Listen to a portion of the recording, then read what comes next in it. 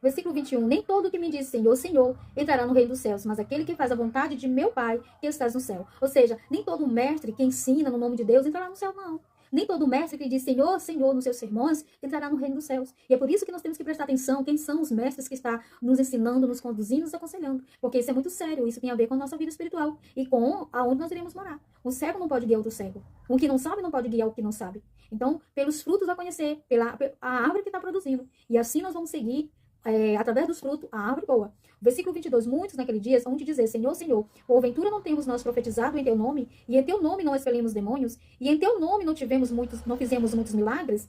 Vão haver uma cobrança. Naquele grande dia, os mestres, os falsos profetas, eles irão questionar e reivindicar direitos.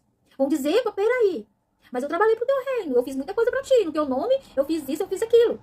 Mas Jesus não se deixa ser seduzido por ninguém. E Jesus não se deixa ser enganado por ninguém. Ele é supremo, ele conhece a intenção e a motivação por detrás de toda a obra do homem. Então, olha a consequência. Versículo 23. Então, lhes direi explicitamente, ou seja, bem claro, para não deixar dúvida. Nunca vos conheci. Apartai-vos de mim os que praticam iniquidade. Pregava bem, cantava bem, falava bonito, tinha influência, chamava atenção, mas não obedecia a Deus. Não dava fruto de arrependimento, não produzia fruto do Espírito Santo. Aí naquele dia que nós iremos reivindicar direitos a Deus, o Senhor Jesus vai dizer, epa, eu não te conheço. Tu nunca foi meu. Tu nunca me aceitaste como seu Senhor, porque se eu fosse o teu Senhor, tu teria aprendido comigo, porque tu seria o meu discípulo. E tem muita gente que nunca aceitou ser discípulo de Jesus, mas está pregando a palavra de Jesus. E Jesus vai cortar eles? Não. Jesus vai deixar. Naquele grande dia haverá uma grande separação. Os celeiros, eles serão amontoados. E aí serão separados a palha e será separado o trigo. Será separado o trigo e será separado o joio. A palha e o joio será queimado, mas o trigo será colocado posto à direita de Deus no celeiro de Deus. Aí, o versículo 24 vai dizer assim, os dois fundamentos, e também está em referência no Lucas capítulo 6. Versículo 24, todo aquele que ouve essas minhas palavras e as pratica, será comparado a um homem prudente que edificou a sua casa sobre a rocha. Ele continua falando sobre a pessoa que ignora os seus ensinamentos e aqueles que ouvem e praticam. Caiu a chuva, transbordou os rios, sopraram o vento e deram com ímpeto contra aquela casa, que não caiu porque foi edificada sobre a rocha. Quem é a rocha? É Jesus.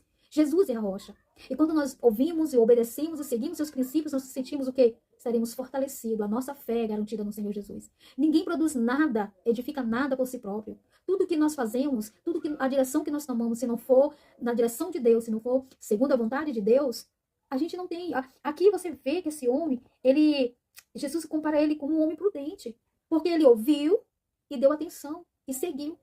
E tudo que ele construiu foi sólido, tudo que ele construiu foi alicerçado, teve base, não caiu. Aí ele vai dizer assim, versículo 26, e todo aquele que ouve as minhas palavras e não as pratica, será comparado a um homem insensato que edificou a sua casa sobre a areia. 27, caiu a chuva, transbordou os rios, sopraram os ventos e deram com ímpeto contra aquela casa, e ela desabou, sendo grande a sua ruína. Às vezes até conhece, mas não pratica. Às vezes até conhece, mas não absorve, mas não faz como tem que ser feito. Não se deixa ser levado pela presença, pela autenticidade da palavra. E o que vai resultar? Uma grande ruína no final. Todo o castelo que foi construído em cima da areia, ou seja, em cima da desobediência, em cima da insubmissão, do engano, da mentira, da prepotência, do orgulho, das más motivações, será uma grande ruína no final. Mas é tudo que ele é construído com fé, com obediência, com coragem, com firmeza, tudo que nós construímos com o Senhor Jesus tem solidez. E naquele grande dia, ao invés de ser envergonhado e ouvir o próprio Senhor que não nos conhece, ele vai dizer assim, vem benditos do meu Pai.